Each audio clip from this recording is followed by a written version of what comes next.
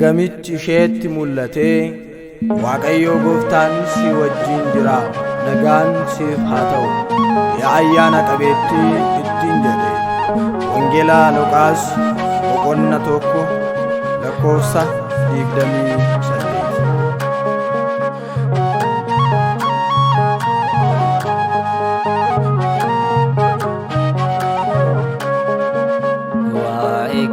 Wallale addunyaan wal jeeqaa kabajamtu ta'uu kee Gabri'eeltu beekaa.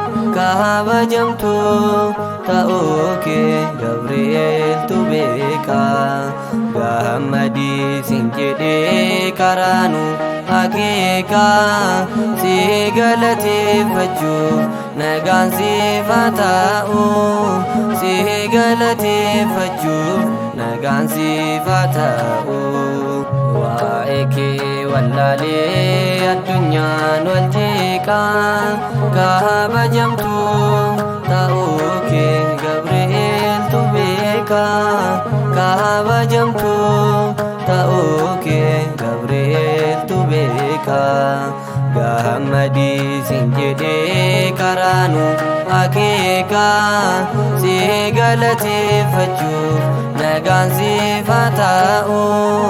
Si galateeffachuu nagaan siif haa ta'u.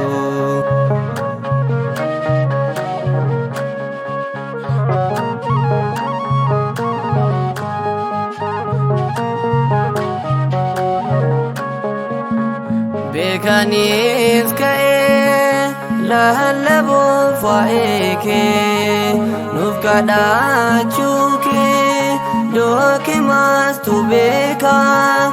Jaalala kee nama dhandhame beekaa. Buddeena jireenyaa ati nuuf laatteerta kaa. Waa'ee kee wallaalee addunyaan wal jeeqaa. Kabajamtu ta'uu kee Gabri'eeltu beekaa. Kabajamtu ta'uu kee Gabri'eeltu beekaa.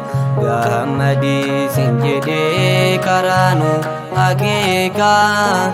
Si galateeffachuu nagaan siif haa ta'u. Si galateeffachuu nagaan siif haa ta'u.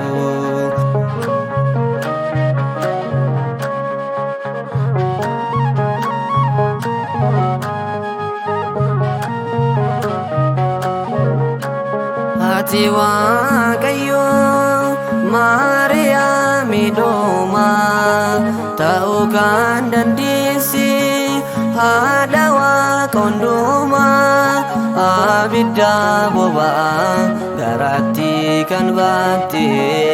Oduu sobaatiin singanu gonkumaa. Waa'ee kee wallaalee addunyaan wal jeeqaa. Kabajamtu ta'uu kee Gabri'eeltu beekaa. Kabajamtu ta'uu kee Gabri'eeltu beekaa. Gammadii siin jedhee karaanu akeekaa. Si galateeffachuu nagaan siif haa ta'u. Si galateeffachuu nagaan siif haa ta'u.